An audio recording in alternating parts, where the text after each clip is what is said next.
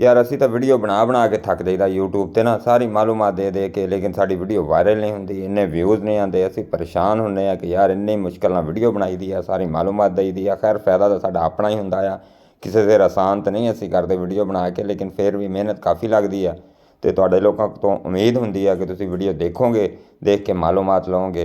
तो वीडियो कोई देखता नहीं, वो वजह भी है ना, वो असी भी समझते हैं। वो वजह यह है कि साडा जिहड़ा कंटेंट है सर्चेबल है, मतलब जिन्होंने ज़रूरत होएगी वो ही देखेगा ना वीडियो।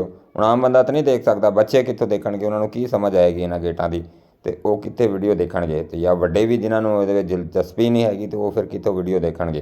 तो इस वजह तो करके साडे वीडियो ते व्यूज़ डाउन ही रहने आ। जिहड़े भरा मेरे नाल दे हैगे आ ये चीज़ बनांदे यूट्यूब ते, तो परेशान ना होया करो।